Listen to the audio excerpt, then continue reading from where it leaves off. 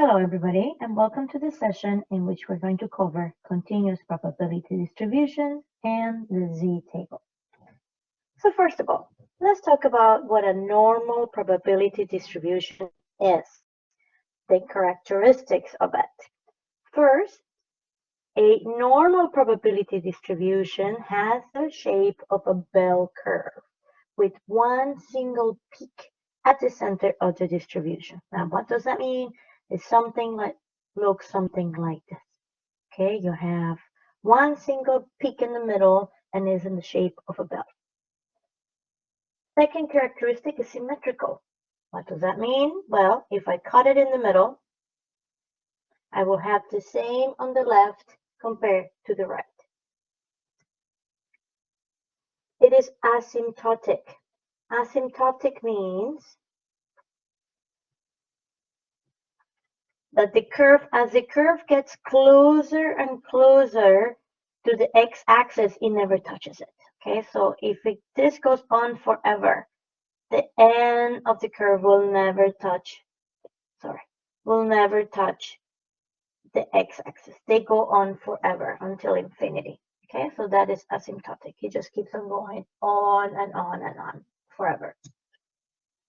The fourth characteristic is that the location of a normal distribution is determined by the mean, which is mu, and the dispersion or spread, the width of the curve, is determined by the standard deviation sigma. So how wide it is, how fat the curve is determined by the standard deviation. 5, the arithmetic mean, median, and mode are the same. So this mean, median, mode are the same number when you have a normal probability distribution. The last one, the area under the curve is 1. We said earlier that the curve was symmetric. So if I were to cut it in the middle and the area is 1, I'm going to have on each side 0.5 of area. Okay, so half of the area under the normal curve is to the right and half to the left. So now this total area under the curve is equal to 1. Okay, all of this section here is equal to 1. If you remember, probability is between 0 and 1. So the area under the curve is probability. And that's what we're going to be working on. We're going to calculate when we're working with the normal probability distribution. We're going to be calculating the areas under the curve so that you can then figure out probability of an event happening. Let's look at number 4 a little bit closer. In number 4, characteristic number 4 told us that the location of a normal distribution is determined by the mean. Okay, so let's look at this one graph in the bottom. You see mean here is 283, here is 301, and here is 321. So they're different means. They're all different from one another. And as they get bigger, the location is shifting. Okay, so the middle of the curve, which is the mean, is where you get the location of what determines the location of the curve. So 301 was bigger than 283, so it was to the right of 283. 321 is bigger than 301, so it's to the right of 301. Now, the same drawing that we're seeing, you see that the width of the curves are the same. The width and the height, how tall the curve is the same. And I try to draw it, see, it's the same. Why is the width and the height of the curve the same? Because the standard deviations are the same. So now let's look at this one here. We have 3 cables, the tensile strength for 3 cables, and we see that the means are different. This is 2000, this is 2107, this is 2186. So the bigger the mean, right, the bigger the number, it keeps being the location, the middle of the curve will be determined by this one mean. So the bigger the mean is how it keeps shifting to the right. Now they have different heights and different width. The one standard deviation that is the smallest of them all, 26 psi, is the one that is the tallest, okay, is the tallest, and the slimmest is the one that is the thinnest of them all. The one that is the biggest standard deviation of the three, which is 52, is the one that is the shortest, okay? Shortest standard deviation compared to the other two curves, height-wise, and is the one that's wider because you have a standard deviation that is the biggest between the three. And the one in between, in the middle of the three, is 41 psi, which is the height is halfway through the two, is the middle height and middle width. So what happens here? The bigger the standard deviation, the shorter and wider it is. Okay. Now the last little drawing that we have there, we have three curves, and they all have the same mean. So they're all on top of each other. The location is the same for all three curves, but the height and the width is different. And we know from the fourth characteristic that the spread of the distribution is determined by the standard deviation. So the one that has the highest peak and is also the thinnest is the one that's a standard deviation of 3.1. Then the next one is 3.9, which is a little bit shorter and a little bit wider. And the last one, which is the shortest of them all and the widest of them all, is the one that has a standard deviation of 5. So the location, where is the middle of the curve, is determined by the mean, and how tall or short and how wide or thin the curve is determined by the standard deviation. The bigger the standard deviation, the shorter and wider the curve is. Okay, so let's now go and figure out how do we go from a normal probability distribution to a standard probability distribution. This word standard is key. Normally a standard is something that you can base your decisions on, something that is like the fundamental. So we have here that the standard normal distribution is a normal distribution with a mean of 0 and a standard deviation of 1. We'll see that, what it means in a minute. Any normal probability distribution, any bell curve, can be converted into the standard by subtracting the mean from each observation and dividing it by the standard deviation. This is called the Z distribution. Okay? Any normal probability distribution, any bell curve, can be transferred or translated into a standard normal distribution. And we use this formula here. Z equals x minus mu divided by sigma. This is the only one formula that you need to understand in order to go from a normal probability distribution into the standard normal distribution. Let's see this one quick example. Assume a population has a mean of 1,000 and a standard deviation of 100. Calculate the probability of an item from this population to be between 790 and 1,000. So we just learned that the location of the curve is determined by the mean.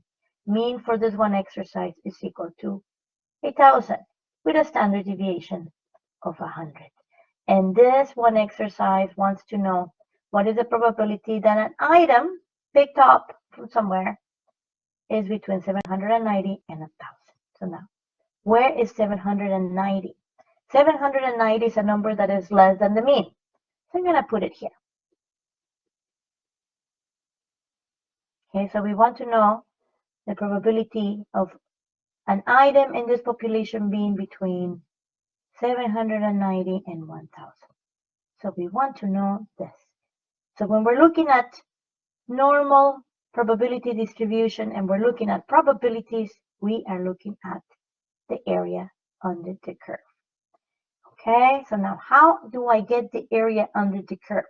We need to transfer this normal probability distribution into the standard. Okay, the standard. And we are on the left side of the mean. This is my mean here of 1,000. Yes, and I'm looking at the area on the left side. This is not called, this half, the upper side of the tail is called your, it could be called the right side. Sorry, my computer is giving me issues here. Is it right side or the upper side?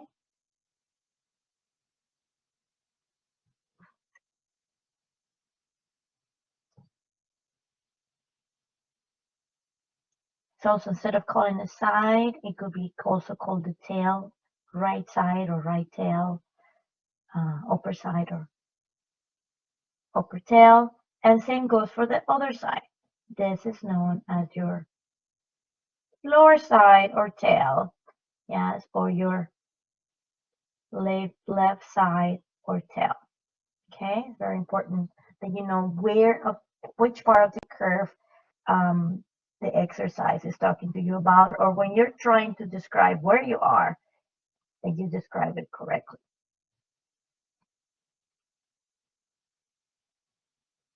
Okay, now the computer is not wanting to cooperate 100% right now. Okay, so we want to figure out the area between the middle and the end, and the area between that line and the end. Now, why are we going to the left? So let me introduce you to the z-table. This is just a section of it. The area of the z-table gives you this, the areas.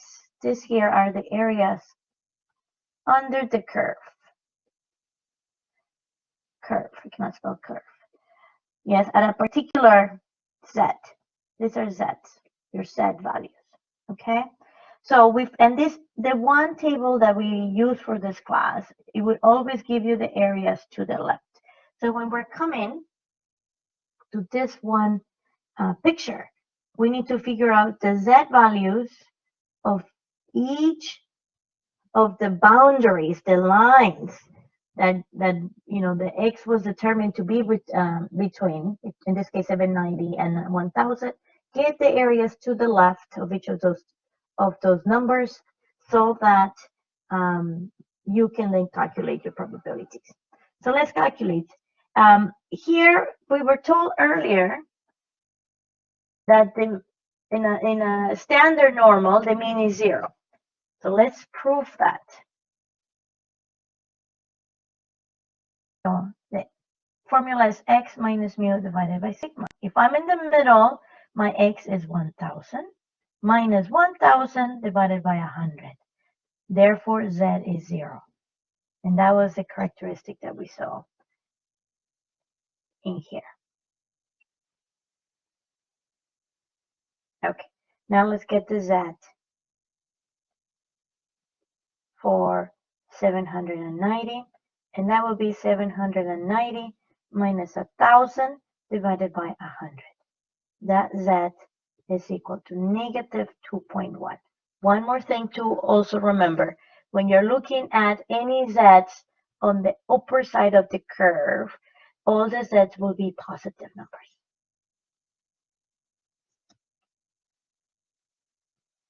When you're calculating any z's on the left side of the curve, you will be looking at the z numbers being negative numbers.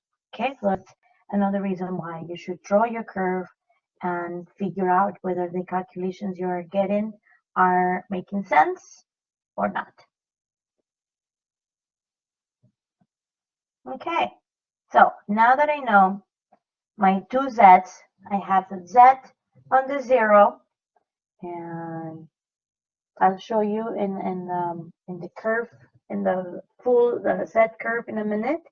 But another thing here is that one of the probabilities characteristics that we had, one of the characteristics that we had was number 6, is that the area under the curve was 1. So following that, without looking at the z-table, I don't have to, I shouldn't have to. From the middle, which was your mean, until the end, should you have an area of 0.5. Now, from the line of 790 to the left, you get a Z of 2.1 negative. So now that number for sure, you need to figure out what is the area that belongs to that Z number. And for this, we have 210, so the Z was negative 2.1, and here is your 2.1 negative, and then the second decimal point is on this column, okay? So the area to the left is 0.01786. For example, just to give you another example, if the Z would have been negative 2.95, for example, you have 2.9 here. So this is the one line that you're looking at. And the second decimal point is 5 here. So then this is the number. In the Z table, you have the first decimal point on this one curve and the second decimal point on that one. And this table does not change. That's why it's called a standard. If you figure out the Z value in a particular section of the curve, then you can then look into the table and figure out what is the area for each Z value. Okay, so we calculated the above. We said that the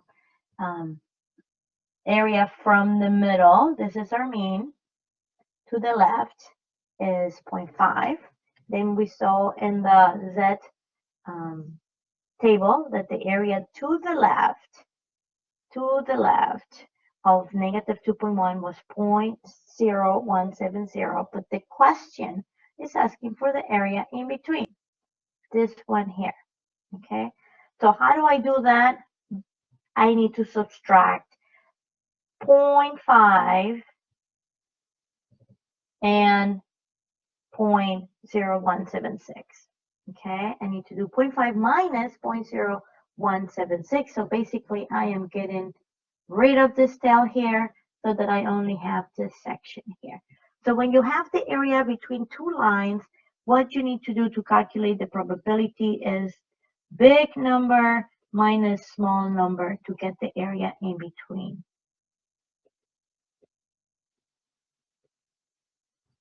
So now, what if I had asked you, what is the probability that an item from this population is less than 790? So less than 790. So you have 790 here. This is your Z scale, and I'm looking for the area less than. Okay, well, the area less than we already have is 0.01786.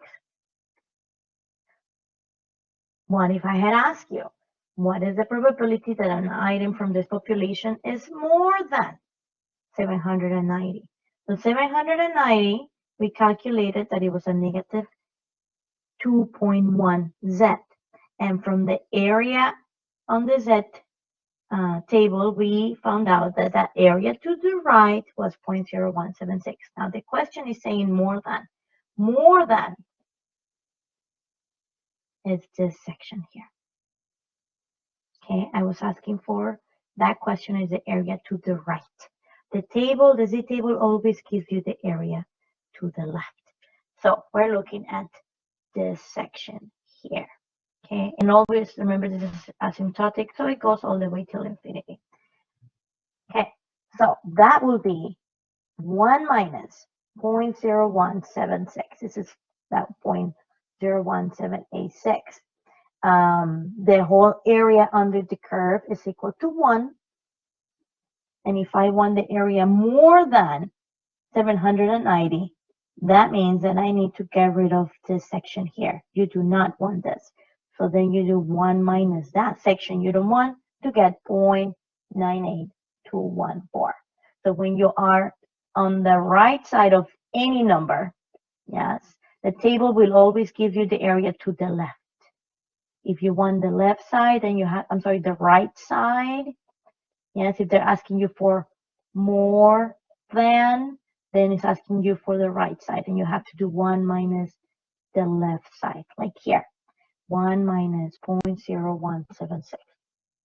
Okay, so let me just show you the z-table quickly. This is just a quick section of it. So I'll go to the PDF file of it. But just before I go there, so you will always have a bunch of numbers here. And then for the table that we use in this class, you have 5 decimal places. These are your areas under the curve. Okay, and you have the z here. First decimal place on the first column and second decimal place at the top. Okay, so let me show you this quickly here. This is our z-table, and the what tables that we use for this class, you have 2 sheets, okay? The first one, you see here, all of your sets here are negative all the way here, okay? All the way here. So the first page, and this is your decimal place for the z's.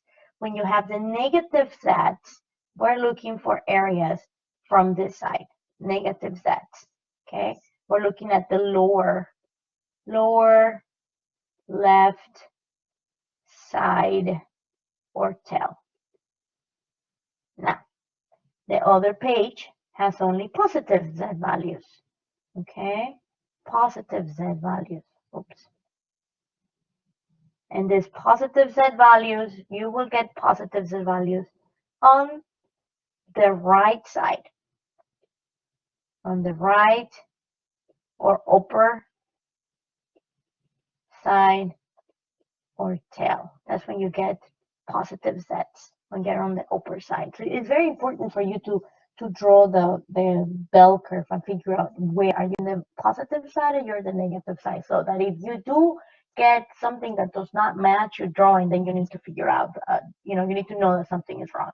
And again, these are the areas under the curve. Now, if you are on the upper side, let me just get, for example, a z equals to 1.53.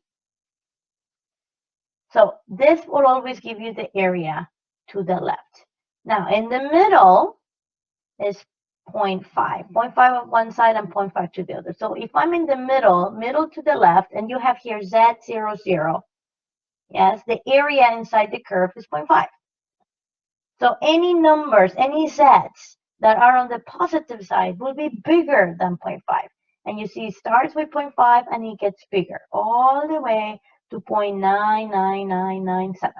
So any areas that are bigger than 0.5 will be in the positive side. So let's just, to practice here, let's get the z for 1.53. So this is 1.5, and this is a row that we're looking at. And the second decimal point was 3, which is here. Okay. So the area to the left of z 1.53 is 0.936669.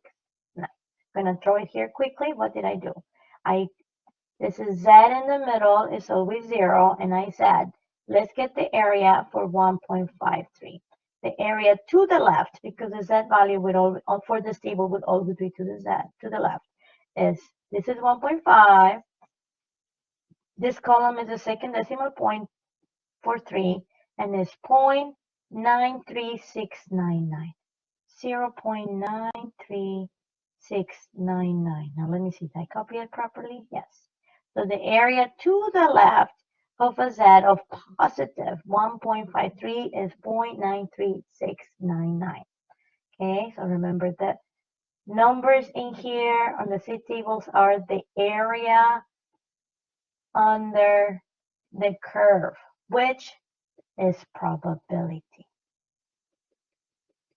And each area under the curve, each probability is attached to a specific z value. So in probability, you will have a mean of some sort for this continuous probability distribution. You will have a mean of some sort. You will have a sigma. The formula is z equals mean minus, it's not right, I'm sorry. X minus mean, here we go, divided by sigma. So you will get the mean, you will get the sigma, you will get the X. Figure out what is the Z value to that. That Z value has a particular area to the left. And then from there, you can figure out probability, which is the area.